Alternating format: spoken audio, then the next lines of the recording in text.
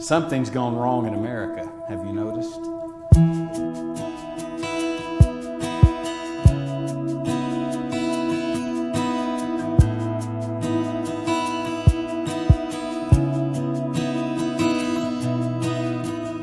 You know, we have the greatest country in the world and the greatest potential in the world right here in America, and yet we have this uneasiness within us that says something's wrong. How did we get here? My parents' generation, under the blessing of God, allowed prayer to be taken out of our schools, allowed the Bible to be taken out of our schools, allowed the Ten Commandments to be taken out of every public building in America.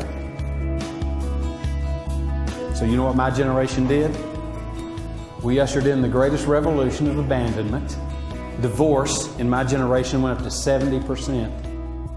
We ushered in the sexual revolution, and we saw the collapse of a generation.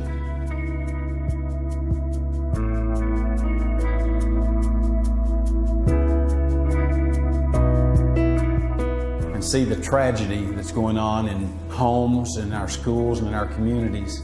In the midst of this tragedy, the wonderful things are happening. God is still moving. The gospel is still the power of God into salvation. But we're in the middle of a national chaotic tragedy. And very honestly, the kids I've worked with as a youth pastor for 27 years, and in the last 11 years I've been working with First Priority full-time and traveling across the country, and I'm telling you, we have some dynamic young Christians in America, and it's because of the persecution they had to face in America as Christians. I love Jesus,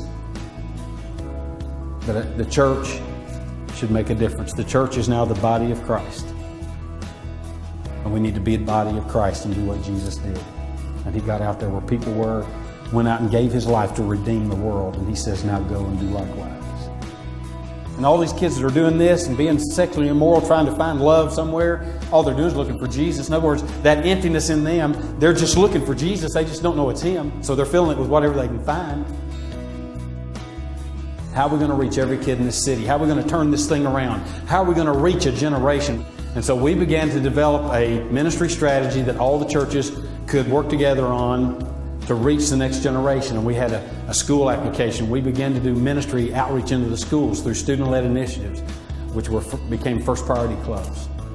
When you hear about First Priority in the schools, all that is, it's a strategy for churches to link together in the community and network their Christian kids in the school to say, you need to encourage one another and hold each other up and hold each other accountable and be the body of Christ at school.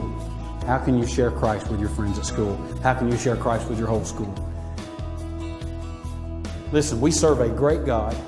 The gospel is advancing around the world in ways it never has before. God is still in control. But if the church in America doesn't get its act together, we're going to lose a generation of our kids and possibly lose the blessing of God as a nation. And we've got to do it in our homes. We've got to do it in our schools. We've got to do it in our communities. And it can't just happen inside this building. And let me tell you, Jesus is still the answer. And we've got to take Jesus to the world.